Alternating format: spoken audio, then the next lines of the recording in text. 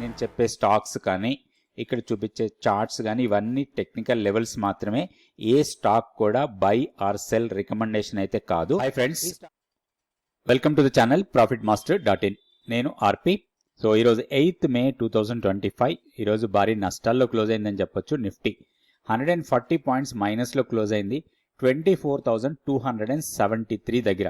అయితే closing price ఏదైతే ఉందో అది అడ్జస్టెడ్ ప్రైస్ ఉంటుంది. మనం ఒకసారి లోయర్ టైం ఫ్రేమ్ చార్ట్స్ కూడా చూద్దాం, రియల్గా ఎక్కడ క్లోజ్ అయింది అనేది మనకు అర్థమవుతుంది. సో అంటే లాస్ట్ ట్రేడింగ్ ఎక్కడ జరిగింది, సో బాగా డౌన్ అయింది. లాస్ట్ హాఫ్ అన్ అవర్లో మాత్రం మార్కెట్ బాగా డౌన్ అయింది. ఆపరేషన్ సింధూర్ తర్వాత మనకి మార్కెట్లో కొంచెం సెల్లింగ్ ప్రెషర్ పెరుగుతూ ఉంది రోజు రోజుకి. అయితే ఇప్పుడు కీ లెవెల్స్ మనకి చాలా ఇంపార్టెంట్. మన లెవెల్స్ బ్రేక్ అయితే బ్రేక్ డౌన్ ట్రేడ్స్ కూడా మనం ప్లాన్ చేసుకోవచ్చు. ఇప్పుడు ఈరోజు జరిగిన ట్రేడింగ్లో మోస్ట్ ఆఫ్ ద సెక్టార్స్ నెగిటివ్లోనే క్లోజ్ అయ్యాయి. ఒక్క నిఫ్టీ ఐటీ మాత్రం మైనర్ పాజిటివ్గా క్లోజ్ అయింది.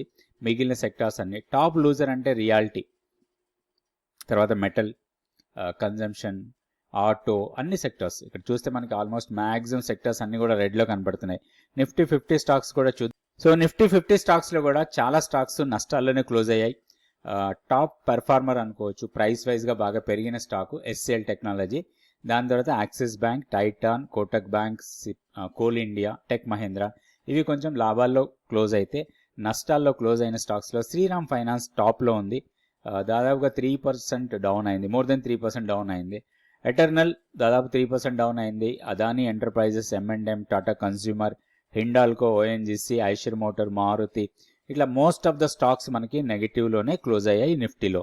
ఒకసారి నిఫ్టీ టెక్నికల్ చార్ట్ చూద్దాం. సో ఇది Nifty daily candle stick chart. ఇక్కడ మనకి అఫీషియల్ క్లోజింగ్ ప్రైస్ 24,273 ఉంది, కానీ రియల్గా మనకి లాస్ట్ ఎక్కడ క్లోజ్ అయిందనే చూద్దాం. ఇది అడ్జస్టెడ్ ప్రైస్ అంటే మనకి జనరల్గా last 30 minutes trading average price తీసుకొని అడ్జస్టెడ్ ప్రైస్ వస్తుంది, కానీ భారీగానే డౌన్ అయింది. మనకి 200 కన్నా బిలోకి వచ్చేసింది నిఫ్టీ. ఇది 1 minute చార్ట్. ఇది మనం తీసుకుంటే 24,154 యాక్చువల్గా మనకి క్లోజింగ్ ప్రైస్ దాన్ని తీసుకోవాలి.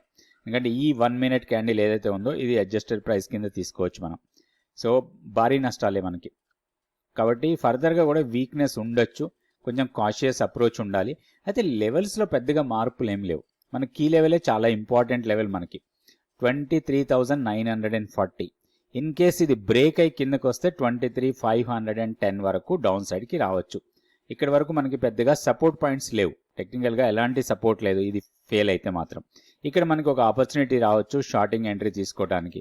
ఇన్ కేస్ ఇది ఫెయిల్ అయితే దీనికన్నా కింద డే క్లోజ్ అయితే మాత్రం ఫర్దర్గా 23,500 వరకు ఆర్ 510 లెవెల్ వరకు రావచ్చు. ఇక్కడ 2 రీజన్స్ ఉన్నాయి ఇక్కడ సపోర్ట్ తీసుకోవడానికి. ఒకటి 100-day ఎక్స్పోనెన్షియల్ మూవింగ్ యావరేజ్ దీనికి దగ్గరే ఉంటుంది, and monthly pivot level. So ఇవి మనకి ఇంపార్టెంట్ లెవెల్స్ లాగా చూసుకోవచ్చు. అండ్ మోర్ ఓవర్ ఇక్కడ నుంచి మనకి ఏదైతే బిగ్ ర్యాలీ వెళ్ళిందో ఇది ఆల్మోస్ట్ మనకి 23.5% రీట్రేస్మెంట్ లెవెల్ అక్కడే ఉండొచ్చు. 23.8% రీట్రేస్మెంట్ లెవెల్ కూడా దీనికి దగ్గరలోనే ఉండొచ్చు. సో ఈ లెవెల్ మనకి చాలా ఇంపార్టెంట్. కీ లెవెల్ బ్రేక్ అయితే మనం షార్ట్ ఎంట్రీస్ కోసం ప్లాన్ చేసుకోవచ్చు. ఇప్పుడు హైయర్ లెవెల్లో రెసిస్టెన్స్ పాయింట్స్, మనం గతంలో అనుకున్న రెసిస్టెన్స్ పాయింట్సే స్ట్రాంగ్ రెసిస్టెన్స్. మనం నిన్న కూడా అనుకున్నాం, నిన్నటి హై స్ట్రాంగ్ రెసిస్టెన్స్. ఆల్మోస్ట్ ఈరోజు హై కూడా అదే 24,447. సో అదే మనకి స్ట్రాంగ్ రెసిస్టెన్స్. దానికైనా పైకి వెళ్తే 24,500 తర్వాత 600 రెసిస్టెన్స్ పాయింట్స్ లాగా ఉంటాయి. బట్ ఇప్పుడు కొంచెం డౌన్ టిక్ ఉండే అవకాశాలు ఎక్కువ కనపడుతున్నాయి. కొంచెం కాషియస్ అప్రోచ్ ఉండాలి మార్కెట్లో. అండ్ మోస్ట్ ఆఫ్ ద స్టాక్స్లో బాగా డౌన్ చూస్తున్నాం. నెక్స్ట్ మనం బ్యాంక్ నిఫ్టీ లెవెల్స్ చూద్దాం. ఇది bank Nifty daily candle stick chart. So ఈ రేంజ్ని ఇంకా బ్రేక్ చేయలేదు. మనకి డౌన్ సైడ్లో మనకి సపోర్ట్ పాయింట్ 53,950 దగ్గర ఉంది. 54,365 దగ్గర క్లోజ్ అయింది ఈరోజు. సో ఇక్కడ చూస్తే మనకి కొంత రేంజ్ బౌండ్ ట్రేడింగ్ జరుగుతూ ఉన్నట్టుంది. సో హైయర్ లెవెల్లో సెల్లింగ్ వస్తుంది, లోయర్ లెవెల్లో మళ్ళీ కొంత బయింగ్ వచ్చింది, ఇట్లా జరుగుతూ ఉంది. సో ఇప్పుడు మనకి బ్రేక్అవుట్ లెవెల్స్ 2 ఇంపార్టెంట్ లెవెల్స్ కింద తీసుకోవచ్చు మనం, 53,950 అండ్ 55,30. సో ఇవి 2 ఇంపార్టెంట్ లెవెల్స్.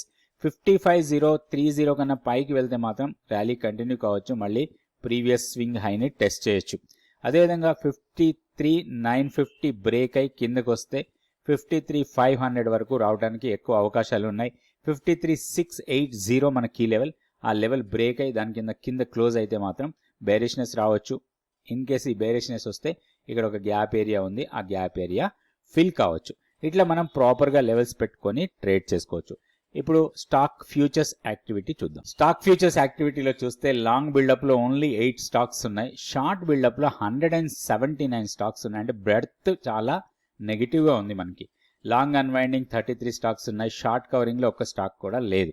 సో లాంగ్ బిల్డప్లో చూస్తే మనకి కొన్ని బ్యాంకింగ్ స్టాక్సే కనబడుతున్నాయి. సో ఓవరాల్గా కొంచెం బ్యాంకింగ్లోనే పాజిటివ్ మొమెంటం కనబడుతుంది. Axis bank, Canara bank, Kotak bank, AU bank ఇవి మాత్రమే పాజిటివ్గా ఉన్నాయి. అవి కాకుండా LTIM, HCL tech, Coforge, IT stocks వీటిల్లోనే కొంచెం పాజిటివ్ మొమెంటం కనపడ్డది. మిగిలిన స్టాక్స్లో చాలా వరకు కూడా నష్టాల్లోనే క్లోజ్ అయ్యాయి ఈరోజు. దాంతోపాటుగా ఓపెన్ ఇంట్రెస్ట్ బాగా పెరిగి ప్రైస్ డౌన్ అయిన స్టాక్స్లో సిమెంట్స్ టాప్లో ఉంది.